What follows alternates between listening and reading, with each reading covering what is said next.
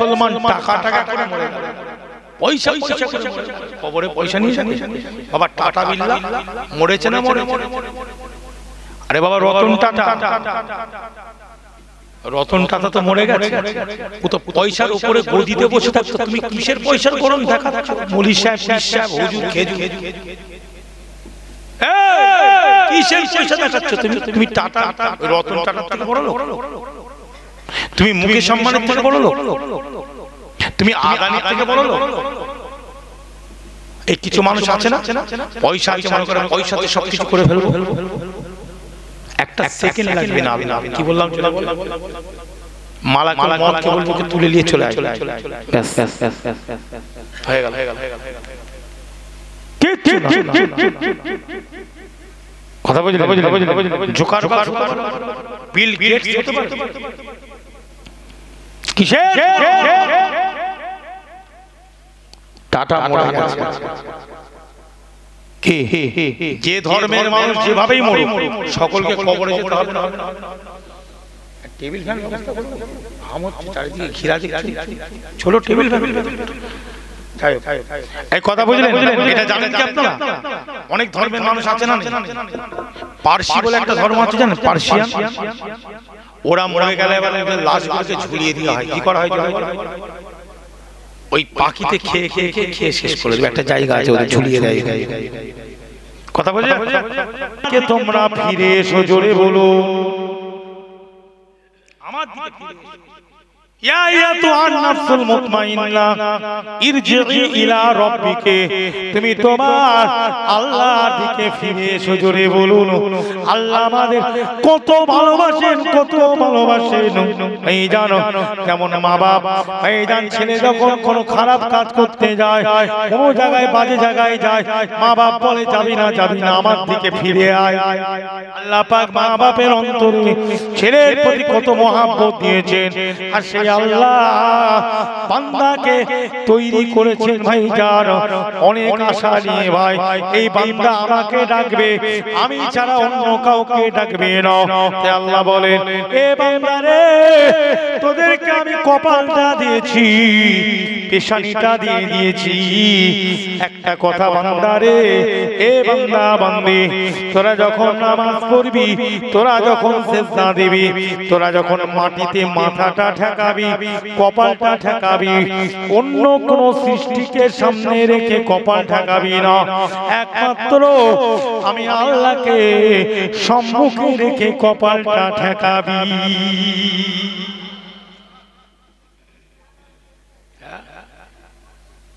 আল্লাহ আমাদের ভালোবাসে না? সেই আল্লাহ আবার বলছেন, এ বান্দা বান্দিরা, আমার যেখানে কোরআনটা পড়া হবে, বান্দারে, এ আমার বান্দিরে, কোরআন তোরা পড়তে জানিস না। অনেকে আছে কোরআন পড়তে জানে না, আছে না নাই? জোরে বলে, সকলে বলেন আছে না নাই? এরকম আছে কোরআন জানে না, পড়তে জানে না। আমার আল্লাহ বলেন, বান্দা বান্দিরে, তোরা কোরআন পড়ার চেষ্টা কর, কোরআনটা তেলাওয়াত করবি। তার বাদে আল্লাহ বলেন, তোরা কোরআন পড়ার চেষ্টা করবি। আর একটা কথা আল্লাহ বলেন, কোরআন পড়তে জানিস না, অন্তত পক্ষে যেখানে আমার কথা হয়, আমার বন্ধুর কথা হয়, ওই জায়গাটা এসে উপস্থিত হয়ে যা। আমার কথা, আমার বন্ধুর কথাটা মন দিয়ে তোরা শোন। এ বান্দা বান্দিরে, মন দিয়ে শোন। যতক্ষণ শুনবি, আমি আল্লাহ আমার রহমতটা তোদের উপরে দিতে থাকবো, দিতে থাকবো। যতক্ষণ শুনবি, আমি আল্লাহ আমার রহমত দেওয়া বন্ধ করব না।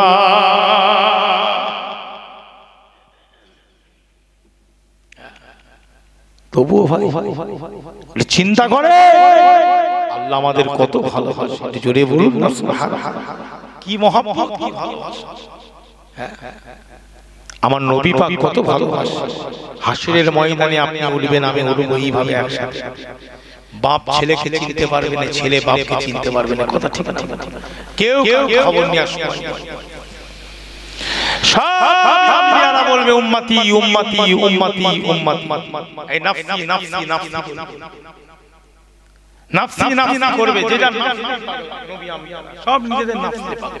আমি কি করে বাঁচবো, আমি আমার নাফসের কি হবে, আমার কি হবে, যে কিন্তু একটা আওয়াজ আসবে আসমানের উপর থেকে, আসমানের চারিদিকে হাসরের ময়দানে চারিদিকে একটা আওয়াজ ভেসে বেড়াবে, উম্মতি উম্মতি উম্মতি, জোরে বলে সবাই এদিকে দেখবে কোথা থেকে আওয়াজ আসছে, সবাই দেখবে কোথা থেকে আওয়াজ আসছে। হঠাৎ দেখা যাবে আল্লাহর নবী, হ্যাঁ আল্লাহর নবী সিজদায় নত হয়ে গিয়ে আল্লাহর কাছে কাঁদছে, উম্মত উম্মত উম্মত উম্মত করছে, জোরে বলে আমার হাবিব, আমার আল্লাহর বন্ধুকে আমার আল্লাহ কত ভালোবাসে। দেখেন যে সিজদায় পড়ে থাকবে আল্লাহ আপনাকে ক্ষমা করে দেন, নাহলে আপনার বন্ধু কিন্তু মাথা উঠাবে না। শুধু তাই নয়, আল্লাহ পাক কোরআনে বলেন বিসমিল্লাহির রহমানির রহিম, ইন্না আ'তাইনাকাল কাউসার, ইন্না আ'তাইনাকাল কাউসার, জোরে বলুন সুবহানাল্লাহ। অবশ্যই আমি আল্লাহ আপনাকে কাউসার পানি দান করেছি, জোরে বলুন। হে মুসলমান ভাইজানেরা, হাসরের ময়দানেতে, মাশারের মহাময়দানে এ মোয়ের মুসলমান ইমানদারেরা, আমার নবী মুহাম্মদ রাসূলুল্লাহ সাল্লাল্লাহু আলাইহি ওয়াসাল্লাম ওই কাউসারের পানি নিয়ে সব সময় রেডি হয়ে থাকবে। আমার উম্মত উম্মতিরা, এই গরমে কত কষ্ট, হাসরের ময়দানে গরম আছে না নাই? সূর্য মাথার উপরে চলে আসবে না, আসবে না? কথা বলে ভাই জানো, এই সময় আমার আপনার নবী মুহাম্মদ রাসূলুল্লাহ সাল্লাল্লাহু আলাইহি সাল্লাম আল্লাহ পাক যাকে কাউসার দিয়েছে, কাউসার দান করেছে, তাই আল্লাহ বলেন ইন্না আ'তাইনাকাল কাউসার। মুসলমান ইমানদারেরা, আমার নবী পাক কাউসারের পানিগুলোকে উম্মত উম্মতিদেরকে পান করাবে, আর আমরা এভাবে হাতটা পেতে দিয়ে আমার রাসূল পানি ঢালবে, আমরা এইভাবে পান করতে থাকবো। উম্মত উম্মতিদের জীবনটা ঠান্ডা হয়ে যাবে, তাদের কলিজাগুলো ঠান্ডা আল্লাহ বানিয়ে দিবে। আল্লাহ নবী পানি কাউসারের পানি, উম্মত উম্মতি কষ্ট পাচ্ছে, আল্লাহ নবী পানি দেবে, আর হুজুরের উম্মত উম্মতি আমরা পানিগুলো পান করব, জোরে বলে। সেই নবীকে ভালোবাসার দরকার আছে না নাই? জোরে বলে আছে না না? বাইতুল মুকাদ্দাস থেকে নিয়ে নিচ্ছে, বলে মুসলমান টাকা টাকা করে মরে গেল, পয়সা পয়সা করে কবরে পয়সা নিয়ে বাবা টাটা বিল্লাহ মরেছে না মরে? আরে বাবা রতন টাটা, রতন টাটা তো মরে গেছে, ও তো পয়সার উপরে গদিতে বসে থাকতো, তুমি কিসের পয়সার গরম দেখাচ্ছ? মৌলভী সাহেব, পীর সাহেব, হুজুর, খেজুর, কিসের পয়সা দেখাচ্ছ তুমি? তুমি টাটা, রতন টাটা থেকে বড় লোক? তুমি মুকেশ আম্বানির থেকে বড় লোক? তুমি আদানির থেকে বড় লোক? এই কিছু মানুষ আছে না, পয়সা আছে মনে করে পয়সাতে সবকিছু করে ফেলবো, একটা সেকেন্ড লাগবে না। কি বললাম? মালা মালা মদ কেবল মুখে তুলে নিয়ে চলে আসে, ব্যাস হয়ে গেল।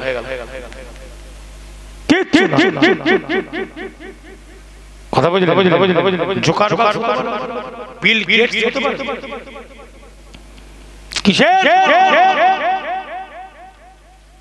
টাটা মরে গেছে। যে ধর্মের মানুষ যেভাবেই মরে, সকলকে কবরে যেতে হবে না? টেবিল ফ্যান ব্যবস্থা করব, আমত চারিদিকে ঘিরা দেখছি, ছোট টেবিল ফ্যান। এই কথা বুঝলেন? এটা জানেন কি আপনারা? অনেক ধর্মের মানুষ আছে না, পারসি বলে একটা ধর্ম আছে, জানেন? পার্সিয়ান। ওরা মরে গেলে লাশগুলোকে ঝুলিয়ে দেওয়া হয়। কি করা হয়? ওই পাখিতে খেয়ে খেয়ে খেয়ে শেষ করে দেবে, একটা জায়গা আছে ওদের ঝুলিয়ে দেয়। কথা বুঝে? আর অন্য অন্য ধর্মের যে ব্যাপারগুলো আছে সব তো জানে।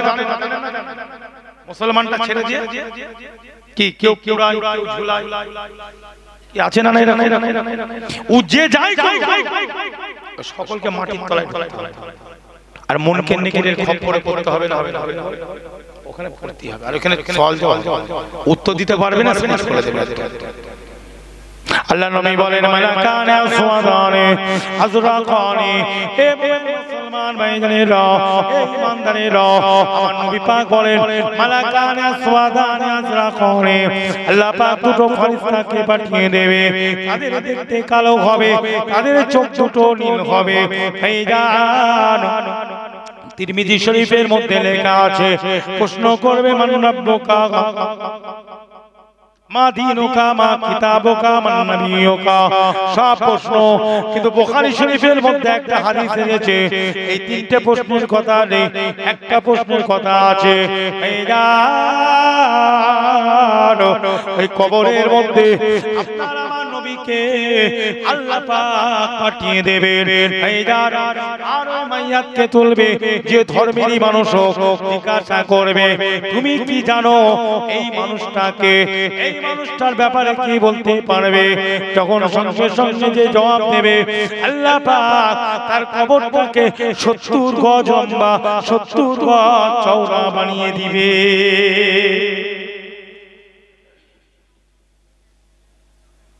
আর যে জবাব দিতে পারবে না কবরের মাটিটা আস্তে আস্তে সরে আসবে ডান দিকের পাঁজরে একটা সজোরে ধাক্কা মারবে আল্লাহর অর্ডারে আল্লাহর হুকুমে আল্লাহর অর্ডারে আল্লাহর হুকুমে সজোরে একটা ধাক্কা দেবে ওই বাম দিকের পাঁজরটা ডান দিকে চলে যাবে ডান দিকের পাঁজরে একটা সজোরে ধাক্কা দেবে ডান দিকের পাঁজরটা বাম দিকে চলে যাবে এইভাবে কিয়ামত পর্যন্ত যতদিন না ইসরাফিল সালাম সুর ফোঁকে ততদিন এইভাবে আযাব হতে থাকবে ইসরাফিল আলাইহিস সালাম কবার সুর ফুঁকবে একবার নয় দুবার একবার হচ্ছে দুনিয়াকে ফানা করবে একবার দুনিয়াকে কি করবে জোরে বলে ফানা করবে আর দ্বিতীয়বার কবর থেকে উঠানো হবে এই কথা বোঝা যাচ্ছে তাফসীর খুলে দেখবেন তাফসীরে লেখা আছে যে আরে কবরের মধ্যে শুয়ে থাকবে যে নেককার হবে ওই কবরটাকে আল্লাহ পাক 70 গজ লম্বা 70 গজ চওড়া বানিয়ে দেবে জোরে বলুন বান্দাকে আল্লাহ বলবে আর কি চাস আল্লাহ আর কি চাইবে আপনি কবরে যা আরাম চাওয়ান একটা জিনিস চাই আল্লাহ দুনিয়াতে যদি একবার আত্মীয়দের সাথে দেখা করতে বলে কিছু করতে হবে না শুয়ে পড় ছটা হয়ে শুয়ে আরাম কর আরাম কর কোনো কষ্ট নেই কবরটা অন্য জিনিস করে দিয়েছি জান্নাতের একদম বাগান করে দিয়েছি তোর কবরটাকে আমি আল্লাহ জোরে বলে শুধু আরাম আর ওখানে আবার আরো জিনিস পাবে অন্য জিনিস এই জন্য মুসলমান কবরের মধ্যে আমলের প্রশ্ন হবে না কবরের মধ্যে প্রশ্ন হবে ঈমানের কিসের জোরে বলে এমনি আমরা নবী নবী করি না কবরের মধ্যে নবীকে নিয়ে আসা হবে বুঝলেন নবীকে কবরের মধ্যে আল্লাহ হাজির করবে নবীর চেহারা দেখবে মনকে নাকির বলবে এই মানুষটা কে চিনতে পারছো জানো জবাব যদি ঠিক হয় সঙ্গে সঙ্গে আল্লাহর ইচ্ছাতে কবরটা জান্নাতের বাগান হয়ে যাবে 70 গজ লম্বা 70 গজ চওড়া বানিয়ে দেবে জোরে বলে জান্নাত দেওয়ার কোনো টেনশন নেই কবর থেকে যদি পার পেয়ে যাও জান্নাতের লাইন ক্লিয়ার আছে কি বলছি কথা বুঝলে আর কবরে যদি আটকে যাও ব্যাস হয়ে গেল কি কাবাব মে হাড় কাবাব মে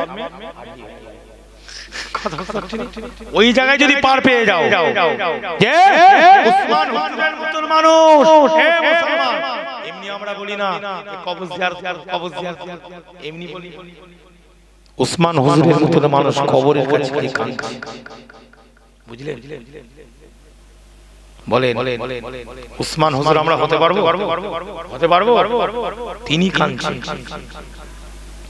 কে কি বলছে ছাড় মুজাদ্দিদ জামান দাদা হুজুর আল্লামা হুজুরের যে নীতি আদর্শ বাইনাল ইফরাত ওয়াত তাফরিদ এই যে মাসালা এই যে ফাতাওয়া এই ফাতাওয়া মাসালা নিয়ে আমাদের চলার দরকার আছে না নাই আছে না নাই এই কোরআন সুন্নাতের বাইরে নয় ইজমা কিয়াসের বাইরে নয় বুঝলেন? উনি কাঁদছেন, কেন কাঁদছেন? আপনি তো রাসূল, কবরের ভিতরটা আমার সাথে কি ব্যবহার করবে এটা তো আমি উসমান এখনো জানি না। আমি জানি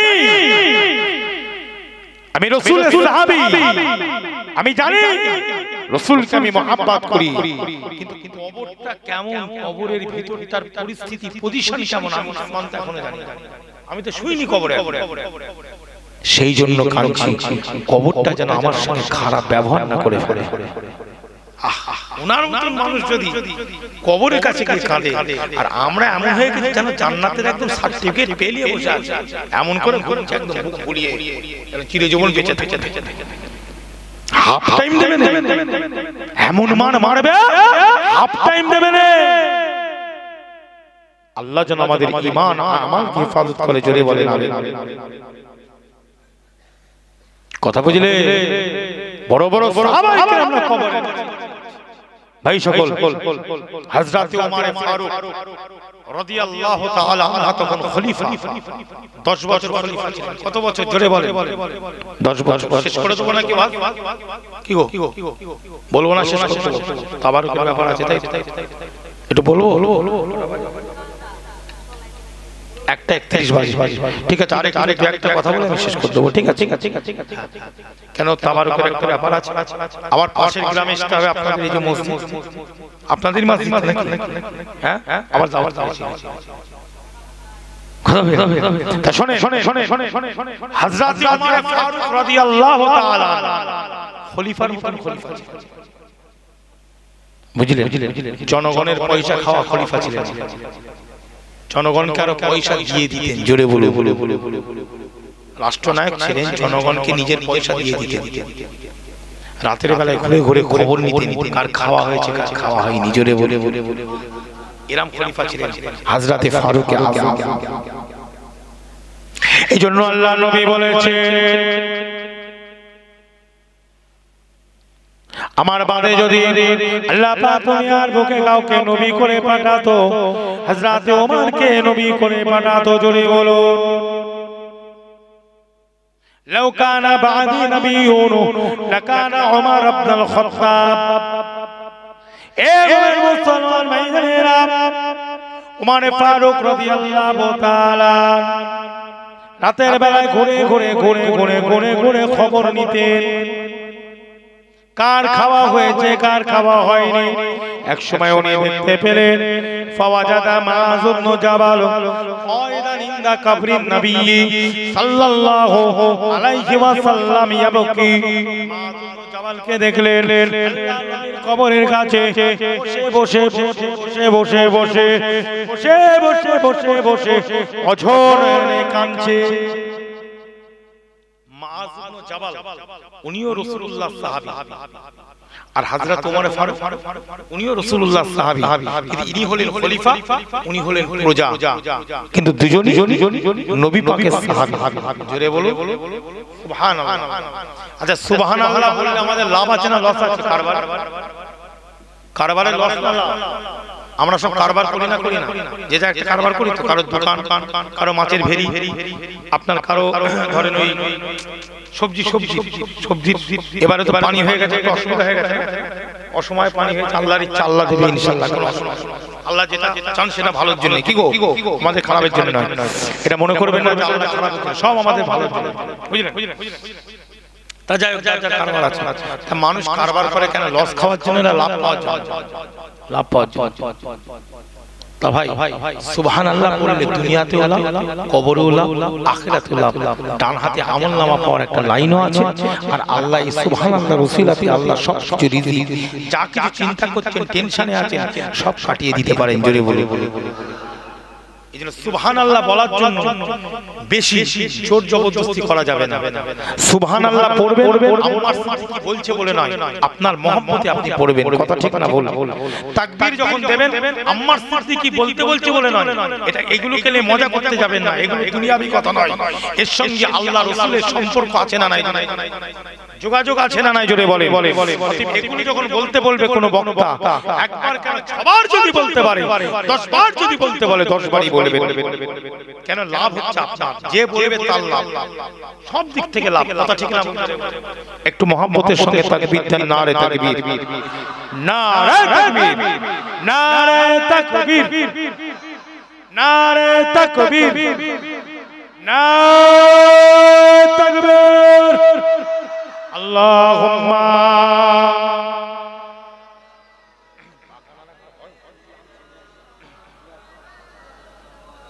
ওয়া আলা আলি সাইয়্যিদিনা আল্লাহুম্মা সাল্লি আলা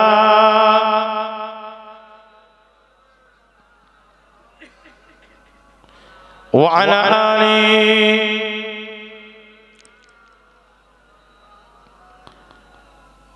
सारे दौलत खुदा की मदीने में है,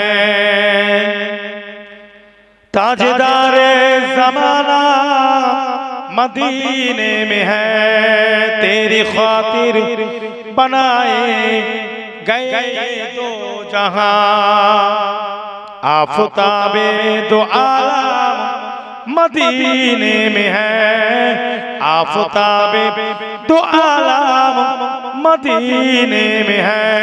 अल्लाहुम्मा मोहम्मद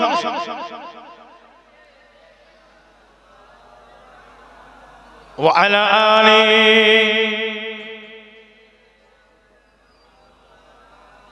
आफ़ताबे दो आलम, आफ़ताबे दो आलम मदीने में है, इश्क़ पूरे का पूरा मदीने में है, इश्क़ पूरे का पूरा मदीने में है। मोहब्बत इश्क़ ভালোবাসা কোথায় আছে? বলেন সকলে কোথায় আছে? মদিনাতে। তাই কবি বলছে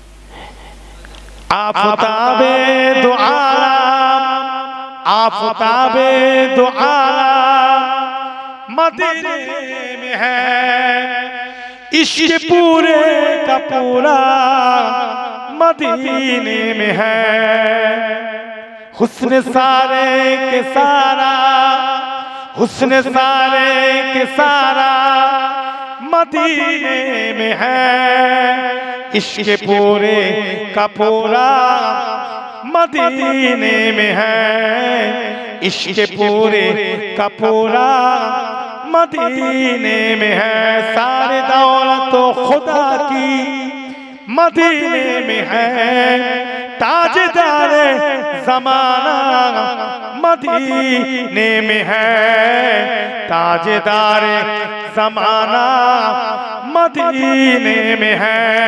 अल्लाहुम्मा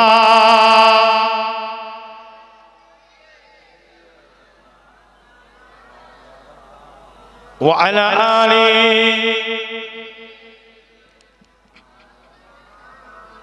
আমার দিন দরদি আল্লাহ ওয়ালা ভাই জানেরা, আল্লাহর নবীর মহব্বতে বড় বড় কবিরা সব নাশিদ লিখেছেন, লেখেনি। জোরে বলে ভালোবাসা। আল্লাহর রাসূলের একজন সাহাবী ছিলেন, তিনি রাসূলের সম্পর্কে শুধু কবিতা লিখতেন, গজল। আমরা যেটাকে গজল ওটাকে নাশিদ বলা হয়, উনি শুধু শের লিখতেন। সেই সাহাবীটার নাম কি জানেন?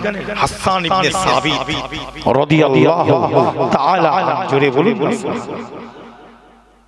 তিনি শুধুমাত্র তাকে বলাই হতো শায়েরে রাসূল। কি বলা হতো? শায়েরে রাসূল সাল্লাল্লাহু আলাইহি ওয়াসাল্লাম। হুজুর হায়াতে জিন্দেগিতে হুজুরের প্রশংসা করতেন কবিতার মাধ্যমে। জোরে বলুন। একদিন আল্লাহর নবীকে তার বংশধরেরা গালিগালাজ করেছে। তার নিজের বংশের মানুষেরা আল্লাহ নবীকে অপমান করেছে, তার নিজের বংশের মানুষেরা আল্লাহ নবীকে গালিগালাজ করেছে, তার নিজের বংশের মানুষেরা আল্লাহ নবীকে পাগল বলে, তার নিজের বংশের মানুষেরা আল্লাহ নবীকে কষ্ট দেয়, তার নিজের বংশের মানুষেরা পাথরগুলো পবিত্র জিসিমে ছুঁড়ে ছুঁড়ে মারে, আল্লাহ নবীকে কষ্ট দেয়। আল্লাহ নবী হাসান ইবনে সাবিত রাদিয়াল্লাহু তাআলার কাছে এসে বলে, এই হাসান, আমাকে আমার বংশের লোক গালিগালাজ করে, আমাকে পাগল বলে, আমার সঙ্গে বাজে ব্যবহার করে, তুমি কি তাদের আমার হয়ে জবাব দিবে না? তুমি কি আমার হয়ে জবাব দেবে না? কি বলছি কথা বলতে? আমার বংশধর, আমার এলাকার মানুষ আমাকে গাল দিচ্ছে, আমাকে পাগল বলছে, এ হাসান, তুমি কি আমার হয়ে জবাব দিবে না তাদের? হাসান ইবনে সাবিত রাদিয়াল্লাহু তাআলা আনহু বলেন, ইয়া রাসূলুল্লাহ, ইয়া হাবিবাল্লাহ, হুজুর আমি আপনার হয়ে জবাব দিব।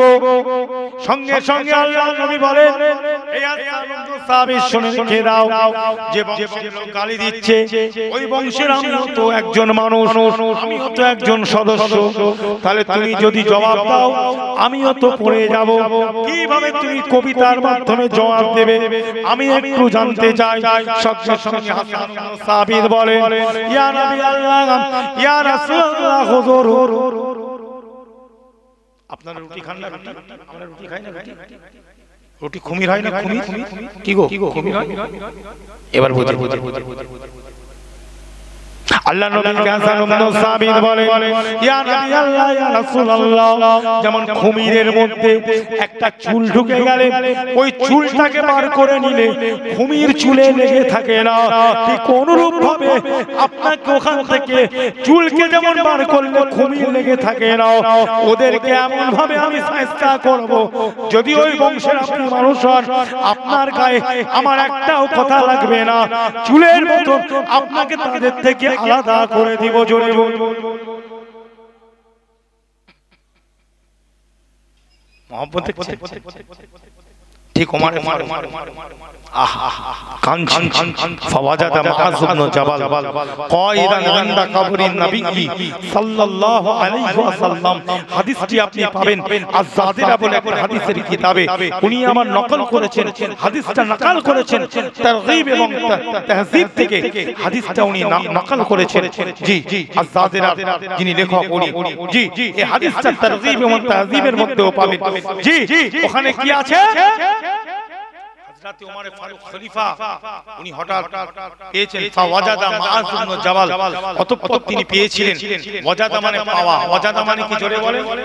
ওয়াজাদা ইউজিদু মানে কোন জিনিস পাওয়া, উনি পেয়েছিলেন মুআয ইবনে জাবালকে কায়দান, কায়দান মানে বসা, কায়দান মানে বসা, বসা অবস্থায় ইনদা কবরিন নবী সাল্লাল্লাহু আলাইহি ওয়াসাল্লাম। জোরে বলে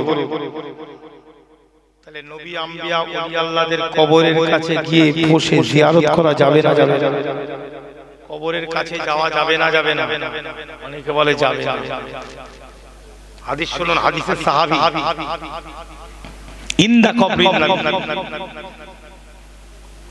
খুব কাঁদছেন। কি করছেন?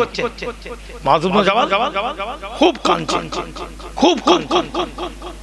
হযরত ওমর ফারুক খলিফা, আমি খলিফা থাকা অবস্থায় আর রাসূল পাক সাল্লাল্লাহু আলাইহি ওয়াসাল্লাম একজন সাহাবী কাঁদবে, একজন ওমর ফারুকের মতন খলিফা কি থাকতে পারবে? থাকতে পারে?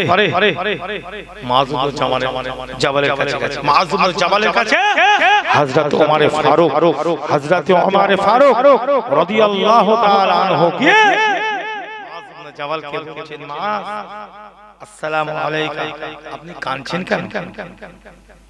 কাঁদছেন মা ইউবকিকা ইয়া মুআয, আপনি কাঁদছেন কেন? কি ব্যাপার আমাকে বলুন। কোনো দুঃখ পেয়েছেন? মনে কোনো ব্যথা আছে? কোনো কষ্ট আছে? কি কথা? আমি রাষ্ট্রনায়ক, আমি থাকা অবস্থায় যদি আপনি কাঁদেন, এ তো ঠিক নয়। আপনিও তো আমার নবীর সাহাবী। ওই সময় মুআয ইবনে জাবাল রাদিয়াল্লাহু তাআলা আনহু বলেছিলেন, হে খলিফাতুল মুসলিমিন ওমর ফারুক, আমি কারোর কাছে দুঃখ পাই না, আমি এই জন্য নবী পাকের কবরের কাছে বসে বসে কাঁদি। আমি নবী পাকের জবান মুবারক দিয়ে শুনেছি, যখন তোমরা ইবাদত করবে রিয়া করবে না, লোক দেখানো ইবাদত করবে না, যেটা করবে আল্লাহর জন্য করবে। কেন লোক দেখানো ইবাদত রিয়া বলা হয়? এটা হলো একটা ছোট শিরক। তার মানে উনি কি বলতে চাইছেন, হাদিসের তাশরিহে যদি যান, উনি এটাই বলতে চাইছেন, আমি মা জীবনে অনেক ইবাদত করেছি, কোন রিয়া এসে গেছে নাকি সেই চিন্তা করছি, আর হুজুরের কবরের কাছে কাঁদি। আল্লাহর ওলিদের কবরের ধারে আমরা কেন যাই বলেন? খাজা হুজুর থেকে নিয়ে বড় বড় ওলি পীর ইমাম আমরা যাই না, দেখেন তাদের একটা রূহটা বেঁচে আছে, আছে না? কবরের মধ্যে জিসিমের মধ্যে তাদের রূহটা আল্লাহ রেখে তাদেরকে জিন্দা রেখেছেন। আমরা তাদের কবরের কাছে কেন যাই? জিয়ারত করতে। তাদের রূহানি দোয়া, রূহানি একটা দোয়া আছে না? একটা রূহানি দোয়া, একটা রূহানি ফয়েজ যাকে বলা হয়, ফয়েজ, রূহানি ফয়েজ, রূহানি তাওয়াজ্জু আল্লাহ পাক যাতে আমাদেরকে নাসিব করেন তাদের দ্বারা, সেই নিয়তে আমরা যাই। জোরে বলি। রূহ কি মরে গেছে? আল্লাহ পাক কোরআনে বলেছেন কুল্লু নাফসিন যায়কাতুল মাউত, তাই তো? আল্লাহ কোরআনে কোন জায়গায় বলেছেন কুল্লু রূহিন যায়কাতুল মাউত? দেখাতে পারবে কোন হাফেজ সাহেব, কোন আলেম ওলামা, মুফতি মাওলানা? নেই। তাহলে নাফস মরে যায়, রূহ কিন্তু কোনদিন মরে যায় জোরে বলে, রূহ বেঁচে থাকে। এরকম আছে যে আপনার শুক্রবারে আপনি কবর জিয়ারত করবেন, আল্লাহ রাসূল বলেছেন তোমরা তোমাদের মা বাপের কবরগুলোকে জিয়ারত করবে। জোরে বলে। এবং হুজুর বলছেন তোমরা যখন কোন কবরের পাশ দিয়ে যাবে তোমরা সালামটা কি দেবে? কবরে সালাম দেবে। আচ্ছা বলেন, সব যদি মরে যায় তাহলে আমরা সালাম দিই কেন কবর? আল্লাহ পাক তাদের রূহগুলোকে ফেজান জিসিমের মধ্যে দাখিল করে দেন, জিসিমের মধ্যে প্রবেশ করিয়ে দিয়ে যারা সালাম দেয় তাদের সালামের জবাবটা দিয়ে থাকেন। জোরে জোরে বলো।